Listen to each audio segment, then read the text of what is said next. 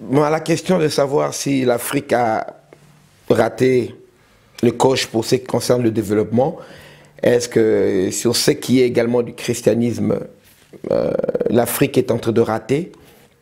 Je veux dire ceci. Je suis fermement convaincu, et c'est sur ça que je travaille, que le christianisme peut être un vecteur important de développement d'une société. Dans le christianisme, dans la loi de Christ, tu aimeras ton prochain comme toi-même. On ne peut pas trouver de meilleure loi que cette loi-là. Quand on aime son prochain, on ne peut pas vouloir son mal, on ne peut pas le tuer, on ne peut pas le voler, on ne peut pas piller ce qui lui appartient, on le respecte.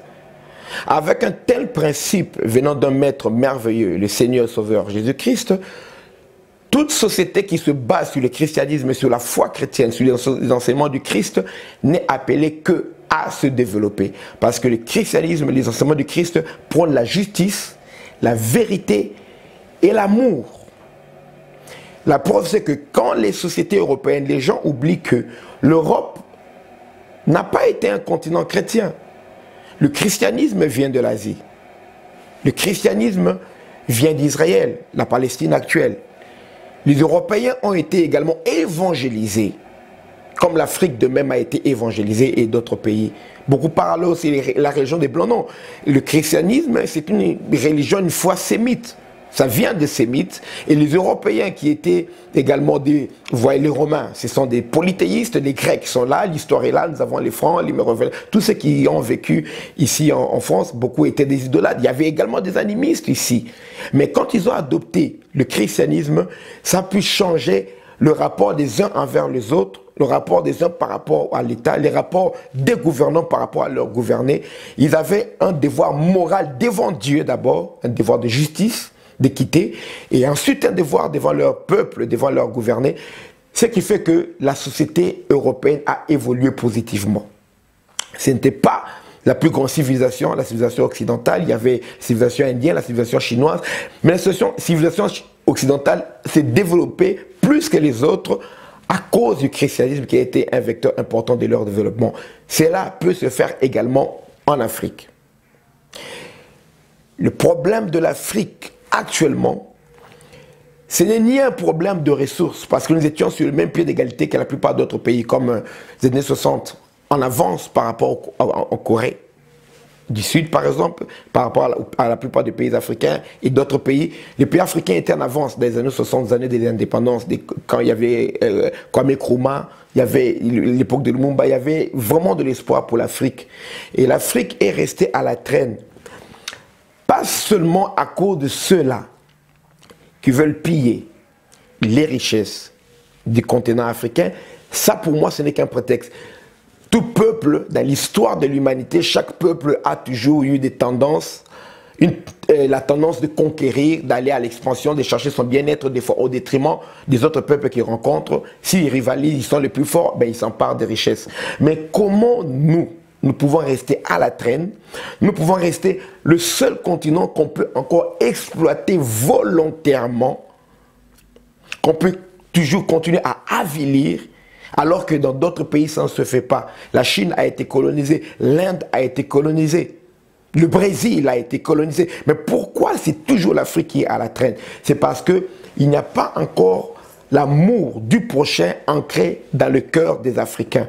Il est toujours facile aujourd'hui de corrompre un Africain pour qu'il prenne les armes, bien qu'il se lève contre son propre frère. Ce que les autres ont pu résoudre grâce à l'évangile, l'amour du prochain, nous n'avons pas encore pu intégrer ce principe-là chez nous.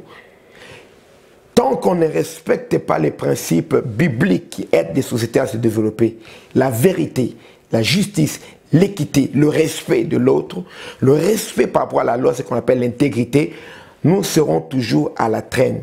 Le problème de l'Afrique, ce n'est pas un problème de ressources. Nous sommes le continent le plus riche au monde. Le problème de l'Afrique, c'est un problème humain. C'est un problème des personnes. Comment les autres pays ont pu se développer, c'est grâce au message de l'évangile. On peut se dire aujourd'hui, l'Afrique est restée à la traîne, mais il y a un exemple qui fait école en Afrique, c'est le Nigeria. grâce à l'évangile, le Nigeria, actuellement, comme nous sommes en train de parler, c'est la première puissance économique de l'Afrique. Le Nigeria a dépassé l'Afrique du Sud. Je crois que l'évangile ou l'évangélisation du Nigeria, le réveil spirituel qu'il y a eu au Nigeria, a eu un effet positif dans la société nigérienne. Ça les a poussés à produire, ça les a poussés à plus de travail, à plus d'honnêteté, à plus de rigueur, à plus d'amour pour les autres. Les Nigérians ont eu un amour pour leur pays, un amour pour les autres peuples, les autres tribus. Au lieu de se combattre, de prendre les couteaux, de s'entretuer, ils ont appris à aimer l'autre grâce à l'évangile. Les pasteurs ont été importants pour réconcilier les tribus, réconcilier les peuples, et le travail qu'ils ont fait a commencé à porter des fruits.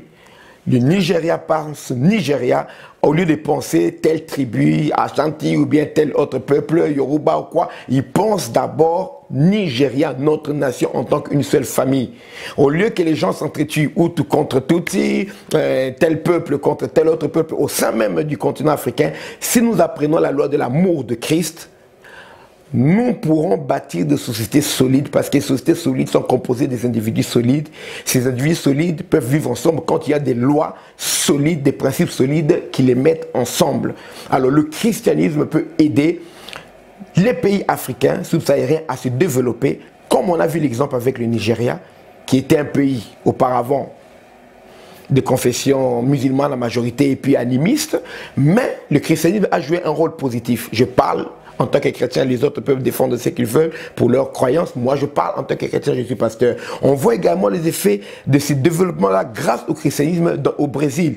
La population commence à se donner, le christianisme évangélique, je veux dire, à se convertir, à aimer Dieu, à s'investir dans la foi, dans la parole. Et on voit que le changement de la société brésilienne a un effet positif sur leur économie. Moi, j'ai été témoin de cela. Pour la première fois, sous la dictature de Mobutu, où la paupérisation, où la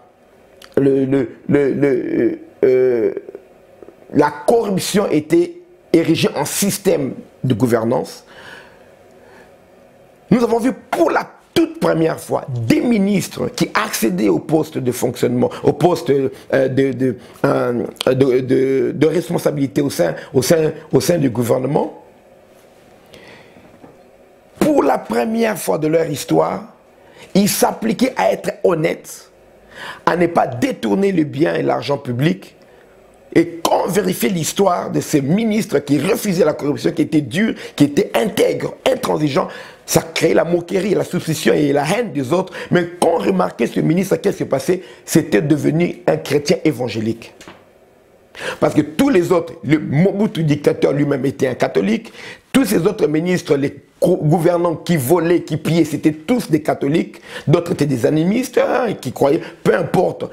Mais quand on a vu le christianisme, le réveil commencer à s'installer dans le pays, fin des années 80, au début des années 90, la plupart des personnes qui se convertissaient devenaient intègres. Moi-même, j'ai passé les examens du bac. Il y a une habitude là-bas. Avant le bac, il y a ce qu'on appelle les fuites des items. C'est-à-dire que les professeurs vendent, comme ils sont sous-payés, mal payés, ils vendent les questionnaires du bac aux étudiants pour qu'ils réussissent. Et dans la tricherie, ceux qui savent payer ont des réponses, se partagent. Mais nous, notre génération, les réponses passées, mais j'ai dit, je vais faire cet examen seul avec Jésus parce que je dois être honnête avec mon Dieu.